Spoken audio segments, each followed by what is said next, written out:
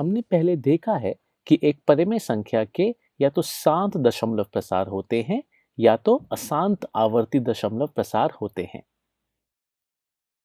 शांत मतलब कि जिसका अंत हो, उदाहरण के तौर पे 0.375 या फिर 0.104। इन दोनों संख्याओं में आप आखिरी अंक के बाद और अंक नहीं जोड़ सकते क्योंकि ये यहीं पे अंत हो चुकी हैं। अशांत आवर्ती मतलब कि जिसका अंत ना हो, उदाहरण के तौर पे 1.66666 या फिर 0.454545।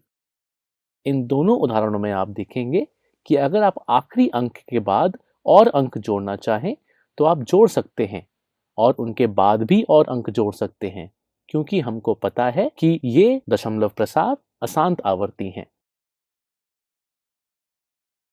निम्नलिखित परिमेय संख्याओं को देखें, 0.375 और 23.3408। हम इन संख्याओं को इस तरह व्यक्त कर सकते हैं। 0.375 बराबर 375 भाग 10 की घात 3 और 23.3408 बराबर 233408 भाग 10 की घात 4। यह ऐसी परिमेय संख्याएं हैं जिनका हर 10 की कोई घात है। पहली संख्या में 10 की घात 3 और दूसरी संख्या में 10 की घात 4।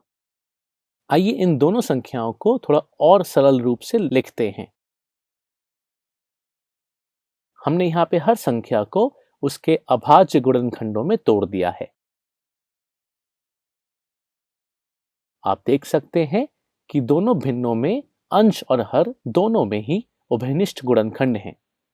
इन उभयनिष्ठ गुणनखंडों को काटने के बाद हमको मिलता है 0.375 बराबर 3 का भाग 2 की घात 3 और 23.3408 बराबर 2 की घात 4 गुणा 7 गुणा 521 भाग 5 की घात 4।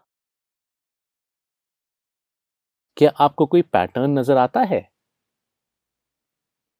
चूंकि दोनों संख्याओं में हर 10 की एक घात है और 10 के अभाज्य गुणनखंड 2 और 5 होते हैं, तो ये वास्तविक संख्याएं ऐसी परिमेय संख्याएं हैं जहां q का अभाज्य गुणनखंड 2 की घात n गुणा 5 की घात m के रूप का है। ऐसा सभी परिमेय संख्याओं के लिए होता है।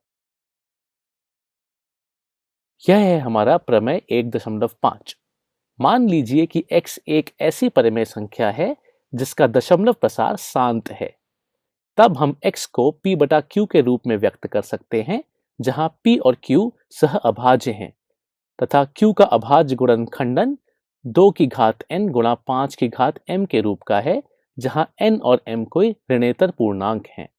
कृपया इसको अपनी कॉपी में नोट कर लें।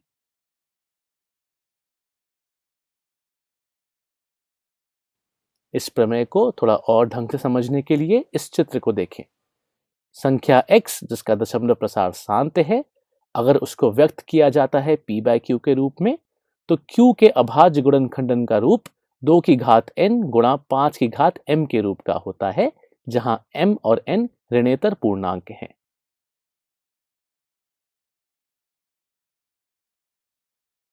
इस प्रमेय को 0.104 और 0.0875 के लिए सिद्ध करने का प्रयास करें।